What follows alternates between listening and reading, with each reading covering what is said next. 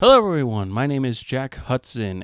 You probably know me from Anime on the Rocks. That's me and Peter's podcast / live stream that we do every Thursdays. Me and Peter are trying something different for the channel. We're going to be uploading our thoughts on current comic book topics. That's what I will be covering, all the comic book stuff going on.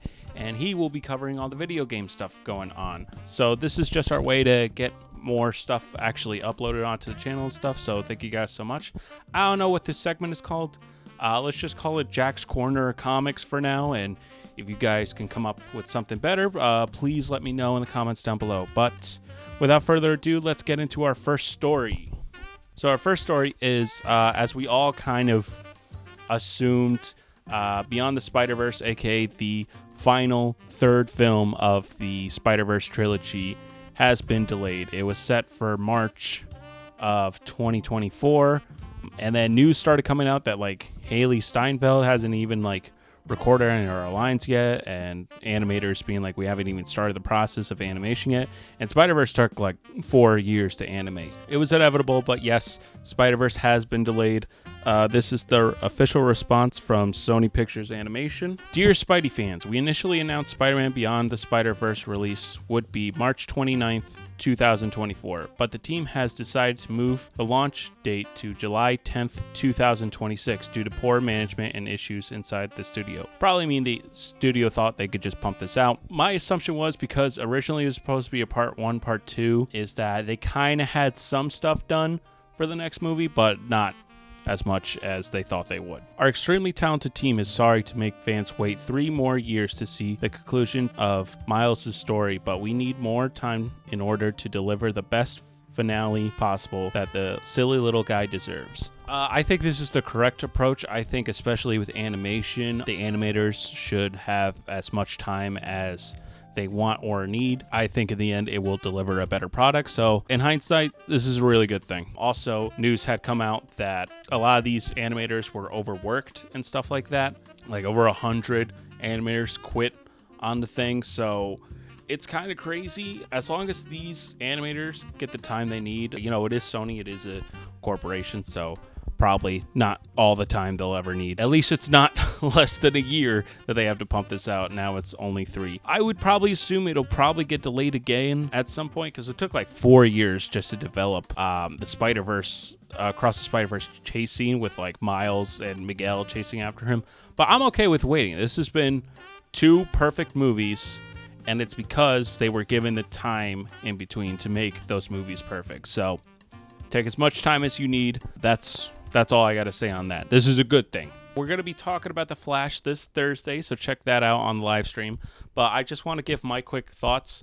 This movie does the worst sin that a movie can do, and that's to be boring.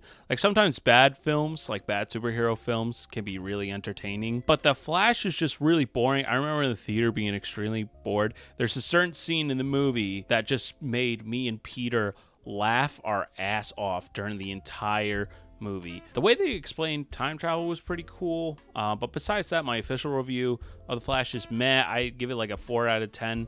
It's not the worst superhero movie I've ever seen, but it also doesn't do what the marketing said it was going to do. I'll just leave it at that. Yeah, The Flash, 4 out of 10. It was kind of eh. All right, now we're finally getting into the comic books. That's what this segment's going to be all about. Hopefully a majority of you have not left yet. If you have,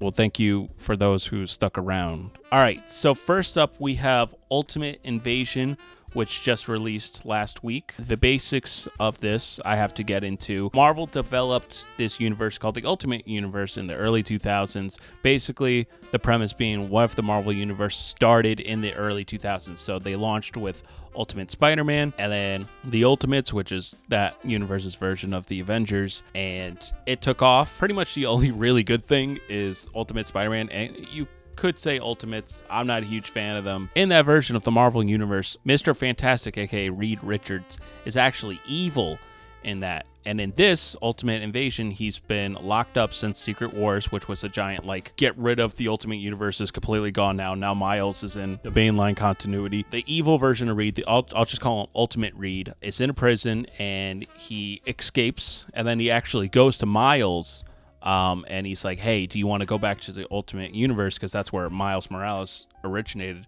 Miles is like, nah, I'm good. He builds the machine, Submachine, and Mr. Fantastic and the Illuminati are back, which were a secret group established in the early 2000s that kind of control the Marvel Universe or like just make decisions. So you have Iron Man on there, you have Mr. Fantastic, you got Black Bolt, Namor, and Charles Xavier, each kind of corners of the MCU, making decisions behind everyone else's back, essentially. They're like all the smartest people that are good, you know what I mean?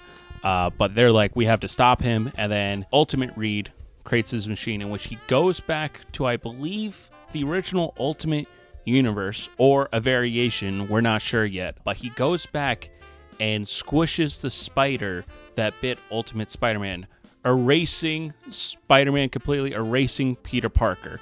Not like physically or anything, but like he kills the spider so Peter Parker never becomes Spider-Man. And that's the last panel reveal, is that Ultimate Reed does that to the Ultimate version of Peter Parker. So already really interesting premise for our first issue, Ultimate Invasion.